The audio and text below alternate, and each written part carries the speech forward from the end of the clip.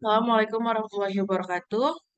Kami dari kelompok 9 ingin mempresentasikan tentang metode Six Sigma pada dunia industri. Kelompok ini beranggotakan saya sendiri, Ibu Zulfania Mahmuda, dan ada teman saya, Sylvia dan Adinda Maharani, dan Oti Karmelia.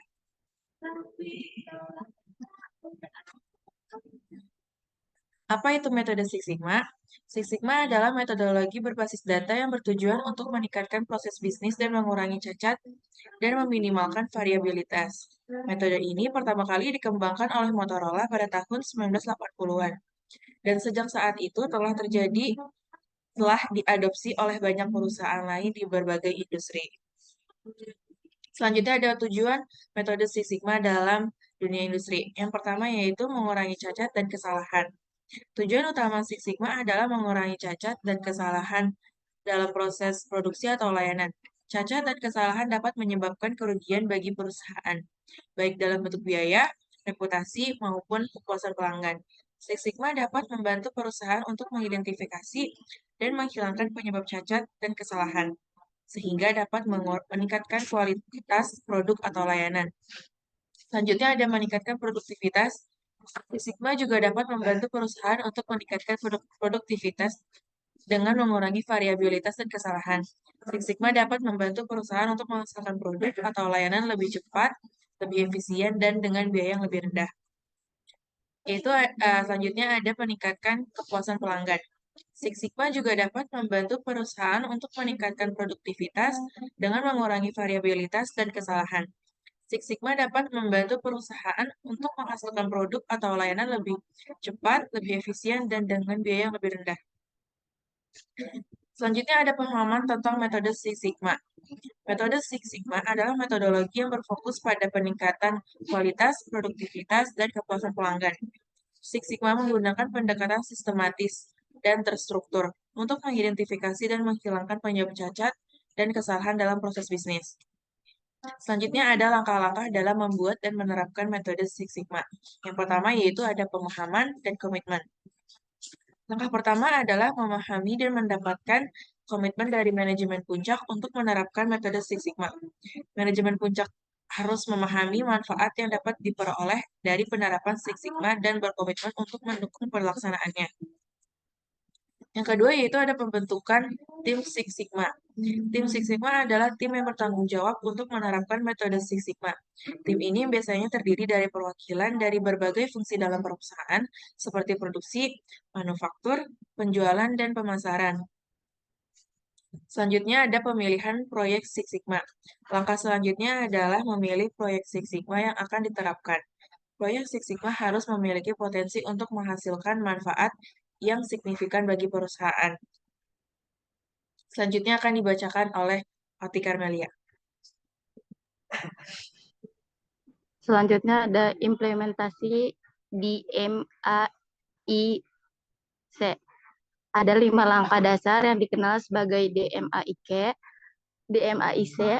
Yang pertama ada define atau mendefinisikan. Langkah ini melibatkan pemahaman dan definisi dari masalah yang ingin diselesaikan. Yang kedua ada measure atau mengukur. Langkah ini melibatkan pengumpulan data untuk memahami tingkat variabilitas dan kesalahan dalam proses.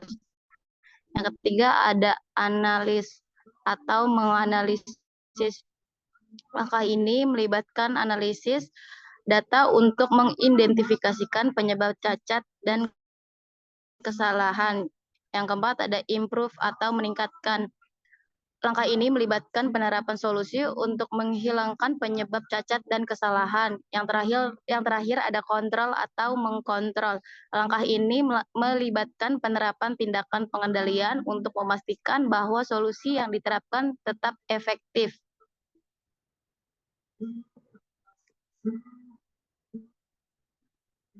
Terus ada penyebaran dan penerapan Six Sigma. Setelah proyek Six Sigma pertama berhasil diselesaikan, perusahaan dapat memulai menyebarkan dan menerapkan Six Sigma ke proses-proses lain dalam perusahaan.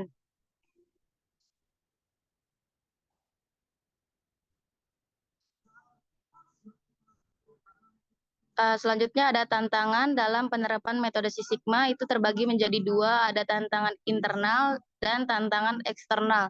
Tantangan internal itu tantangan yang berasal dari dalam perusahaan, sedangkan tantangan eksternal tantangan yang berasal dari luar perusahaan. Tantangan internal yang pertama ada kurangnya komitmen dan dukungan dari manajemen puncak. Manajemen puncak harus memahami manfaat yang dapat diperoleh dari penerapan Six Sigma dan berkomitmen untuk mendukung pelaksanaannya. Jika manajemen puncak tidak mendukung penerapan Six Sigma, maka penerapan Six Sigma akan sulit untuk berhasil. Yang kedua ada kurangnya sumber daya. Penerapan Six Sigma membutuhkan sumber daya seperti waktu, dana, dan tenaga kerja. Jika sumber daya yang tersedia tidak mencukupi, maka penerapan Six Sigma akan sulit untuk berjalan dengan lancar. Yang ketiga ada kurangnya keterampilan dan pengetahuan. Penerapan Six Sigma membutuhkan keterampilan dan pengetahuan dalam bidang statistik, analis, dan manajemen proses. Jika keterampilan dan pengetahuan yang dimiliki oleh tim Six Sigma tidak memadai, maka penerapan Six Sigma akan sulit untuk berhasil. Tantangan eksternal. Yang pertama, perubahan lingkungan bisnis yang terus berubah dapat menjadi tantangan bagi penerapan Six Sigma. Misalnya perubahan kebutuhan pelanggan atau perubahan teknologi dapat menyebabkan perusahaan pada proses bisnis.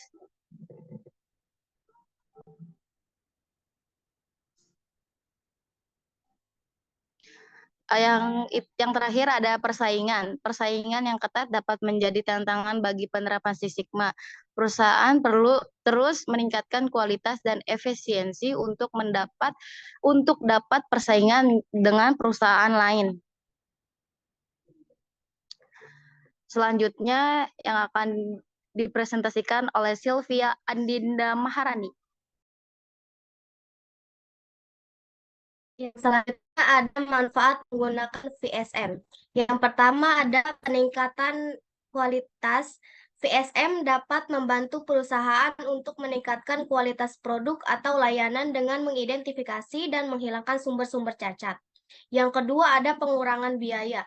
VSM dapat membantu perusahaan untuk mengurangi biaya dengan mengidentifikasi dan menghilangkan pemborosan.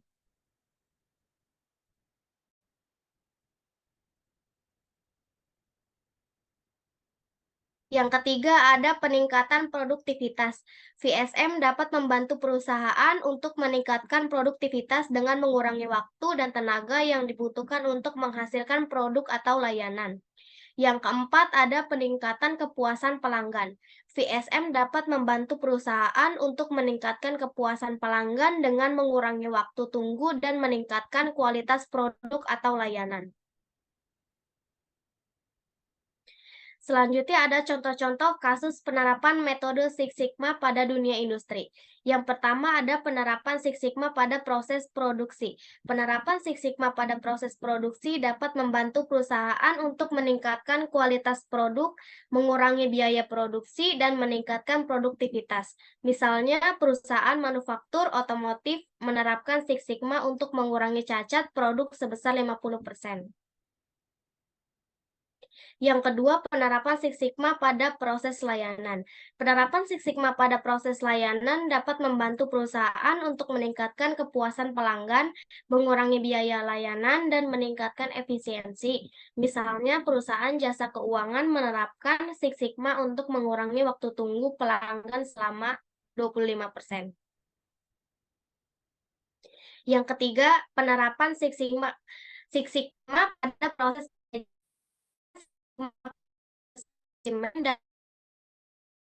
dan efisiensi, efektivitas, dan transparansi. Misalnya, perusahaan telekomunikasi menerapkan Six Sigma untuk meningkatkan efisiensi proses pengadaan sebesar 15%. Dan kesimpulannya adalah metode Six Sigma adalah metodologi yang efektif untuk meningkatkan dengan penerapan yang tepat. Metode Six Sigma dapat memberikan manfaat yang signifikan bagi perusahaan dalam hal kualitas, biaya dan kepuasan. Sekian presentasi dari kelompok kami. Kurang lebihnya mohon maaf. Wabillahi taufiq wal hidayah. Wassalamualaikum warahmatullahi wabarakatuh. Wassalamualaikum warahmatullahi wabarakatuh.